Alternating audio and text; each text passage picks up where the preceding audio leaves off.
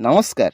यही भिडियो स्वाधीनता दिवस तथा अगस्ट 15 पाई खूब कम समय बहुत सुंदर भाषणटीए लिखिचु जहाँफल कि आपण मैंने स्कूल बा कॉलेज रे दे प्रशंसित हो पारे। चलतु आरंभ करवा।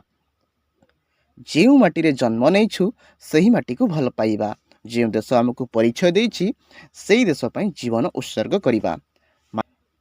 मान्यवर सभापति महोदय, सम्माननीय प्रधान शिक्षक बा प्रधान शिक्षयित्री, आदरणीय गुरुजन माने, सम्मानित अतिथिवृंद एवं मोर प्रिय सहपाठी भाई और भौणी माने, आपण मानकु मोर आंतरिक नमस्कार। आजिर एही पवित्र दिन में आपण मानक सम्मुखें किछि कथा कहिबार सुजोग पाई मु निजकु गर्वित और भाग्यवान मने करुछि। आज आम एठारे एकत्रित होइछु आम देशर गौरवमय पर्व स्वाधीनता दिवस पालन करने। प्रतिवर्ष 15 अगस्ट दिनटी आम पाई अत्यंत गर्व और आनंदर दिन, कारण 1947 मसीह एही दिन रे आम देश दीर्घ औपनिवेशिक शासन मुक्त होई स्वाधीनतार स्वाद पाइथिला। किंतु भाई और भौणी माने आमे टिके चिंता करिबा, एही स्वाधीनता कौन एते सहजरे आमको मिलिथिला? नाई, केबे नुहे। ए स्वाधीनता पछरे रहिछि असंख्य देशप्रेमीक त्याग, संघर्ष, निर्यातना और बलिदान। अनेक वीर निज परिवार सुख संपत्ति और शेष में निज जीवन को मध्य देश पई उत्सर्ग कर देथिले। जेमिति कि महात्मा गांधी सत्य और अहिंसार अस्त्र धरी स्वाधीनता आंदोलन को नुआ दिग देथिले।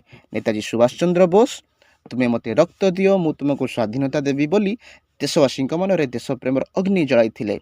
भगत सिंह, चंद्रशेखर आजाद को भली युव विप्लवी माने हसी हसी देश पाई निज जीवन दे देथिले। तेणु स्वाधीनता दिवस केवल पताका उत्तोलन, जातीय संगीत गान किंबा मिठा बंटन दिन नुहे।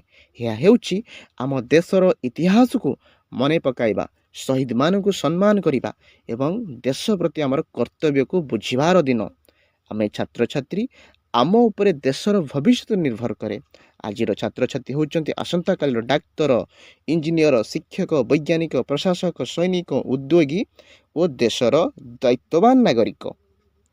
आ देश केवल माटीर एक खंड नुहे, देश होउची आमर माँ, आमर गर्व, आमर परिचय। आजिर एही पवित्र दिन में आसंतु आमे समस्त एक संकल्प नेबा, आमे देश को भल पाइबा, आमे सत्यर पथरे चलिबा, आमे निज कर्तव्य को ठीक भाव पालन करिबा, आमे परिवेश को सुरक्षा करिबा, आमे भेदभाव को दूर करिबा, आम देशर एकता और अखंडता को सुरक्षा करिबा एवं आमर ज्ञान, परिश्रम, प्रतिभा को भारतर उन्नति पई उत्सर्ग करिया। शेष में मु देशर स्वाधीनता पई निजर जीवन उत्सर्ग करिथिबा समस्त महान स्वाधीनता संग्रामी और शहीद मानकु शत शत प्रणाम जनाउछि। देशर सीमारे रही आमको सुरक्षा देउथिबा वीर जवान मानकु मध्य मोर हृदय सलाम जनाउछि। आसंतु शेष में समस्ते मिसी देश प्रेमर सहित जोर रे कहिबा, भारत माता की जय। जय हिंद, जय भारत। तो दर्शक बंधु, आपण मानकु जदि आजिर भाषणटी भल लागिछि निश्चित रूप से कमेंट सहित जनइबे एवं समस्त को स्वाधीनता दिवस पाई ऑल द बेस्ट। रहुछि, धन्यवाद।